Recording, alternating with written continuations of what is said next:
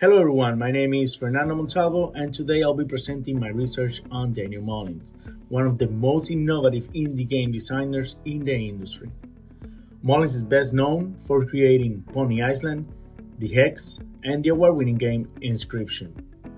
In this presentation, I'll walk through his major contributions, how his creative strategies align with Wheeler and Mystic's concepts. I will compare his journey to another indie designer, and I'm also going to explain how his path inspired my own goals as a game designer. Contributions and significance.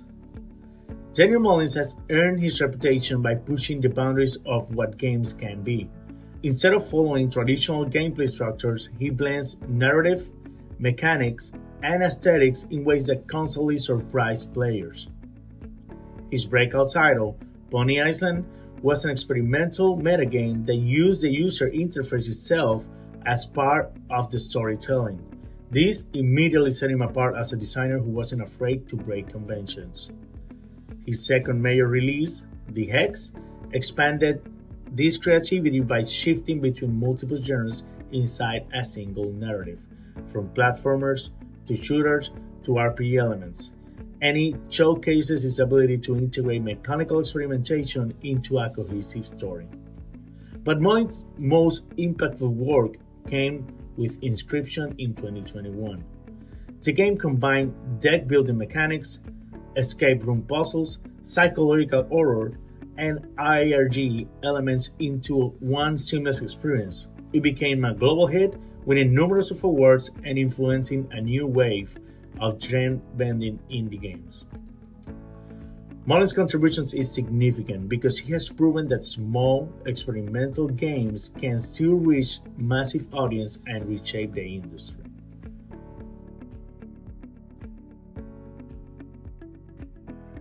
Alignment with Wheeler and Mystic's concept. Learn on the fly. One of the strongest examples of Mollins' alignment with Wheeler concept is his ability to learn on the fly. He taught himself Unity, programming, design, and narrative tools with no formal education. Each game required him to master new systems, for example, learning card game balancing for Inscription. His willingness to constantly learn new skills is a major factor behind his success.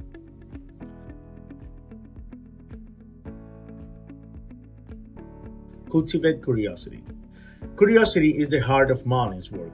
He often asks, what if the game itself lies to the player? Or what if the UI is part of the story? His curiosity drives him to explore unconventional ideas, and this approach results in experiences that feel completely original.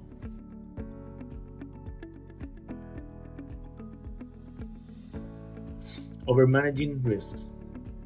Indie game development is full of uncertainty, and Mollins faced emotional and financial risks through his career.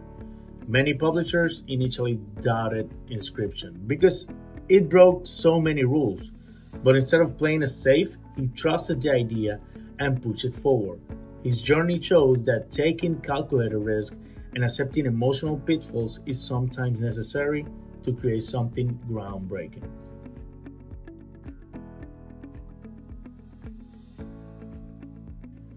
Flexibility. Mollins demonstrates flexibility in nearly every area of his work. He constantly switches genres, evolves his storytelling style, and adapts his mechanics to whatever the project demands. He also fills multiple roles: programmer, designer, writer, and marketer. This flexibility allows him to scale his projects and maintain full creative control.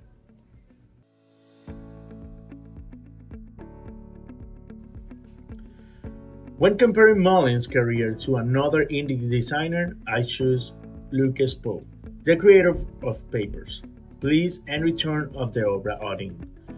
Both designers are known for innovation and developing unique memorable experiences. However, their approaches are very different. Lucas Pope focused on systems, logic, and moral decision-making, while Mollins focused on psychological tension, meta-narrative, and breaking the fourth wall. Both games challenge the player's ethics, while Mollins challenged their expectations. This comparison shows how open the indie game space really is. You don't succeed by following a template, you succeed by embracing what makes your creative identity unique. Mollins' journey has influenced my own development in several ways. First, it reminds me that you don't need a huge studio or a big budget to create something meaningful.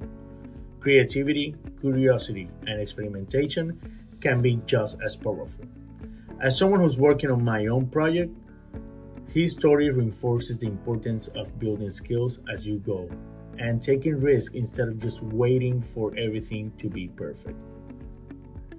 Second, Mollins proved that indie games can succeed even when they challenge traditional structures. That inspires me to keep leaning into my strengths as an artist and designer, blending visual storytelling with strong mechanics. Finally, his flexibility and willingness to learn remind me that mastery is a journey. If you want to grow in this field, you need to stay adaptable, stay curious, and stay committed, especially during moments of uncertainty.